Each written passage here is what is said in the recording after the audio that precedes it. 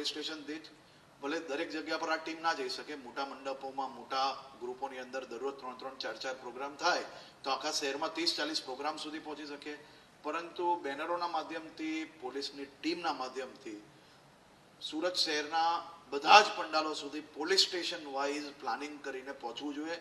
નાનાથી નાના પંડાલથી લઈને મોટાથી મોટા પંડાલ સુધી આપણે પહોંચી શકીએ તેની વ્યવસ્થાઓ આપણે ગોઠવવી જોઈએ. સુરત શહેર પોલીસને મારે બીજું બી ખાસ સૂચન છે. ગણેશ ઉત્સવનો તહેવાર એટલે સુરત શહેર માટે જીવાદોરી પ્રમાણે છે. ગણપતિ બાપ્પા આવે એટલે સુરતીઓ બધા લહેરમાં હોય, એટલે લહેરમાં રહે, બધા આનંદથી તહેવાર બનાવે. જરા અડધો 1 કલાક આમ તેમ થાય તો સહયોગ કરજો. અને લોકોને બી વિનંતી છે કે ડીજે જરાક ધીરું વગાડજો, જેના કારણે આપણા જ સોસાયટીના લોકો 100 નંબર પર ફોન ના કરે. આ ઉત્સવ એ ખૂબ મહત્વનો છે.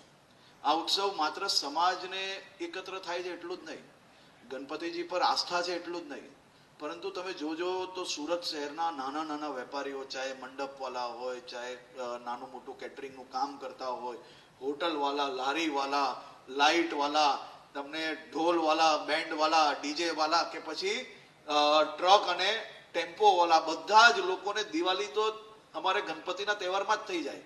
હવે દિવાળી એ લોકોની આ 10 દિવસમાં જ આવી ગઈ. એ લોકોને વેપાર જ એટલો થઈ જાય કે દિવાળીની ચિંતા દૂર થઈ જાય, એટલે વધુમાં વધુ વેપાર થાય, વધુમાં વધુ લોકો ભક્તિથી ગણપતિજીની આસ્થા, ગણપતિજીનો તહેવાર બનાવી શકે તે પ્રકારની વ્યવસ્થાઓ કરવામાં આપણે સૌ લોકો મદદગાર જજો. ક્યાંક નાની મોટી તકલીફ થાય, ક્યાંક નાનો મોટો અડધો 1 કલાક આમ તેમ થાય તો મદદગાર કઈ રીતે થવાય એ જરૂરથી જોવું જોઈએ. કારણ કે જો ગુજરાતની અંદર ગણપતિજીની તહેવાર એટલો સરસ ના મનાવાય તો બીજા દેશમાં જઈને તો મનાઈ નથી શકવાના. તો આપણો દેશ છે, આપણું રાજ્ય છે, બધા માટે સંપૂર્ણ એકદમ ઉત્સાહપૂર્વક, ઉત્સાહથી ગણપતિજીનો તહેવાર બનાવી શકે એ પ્રકારની વ્યવસ્થા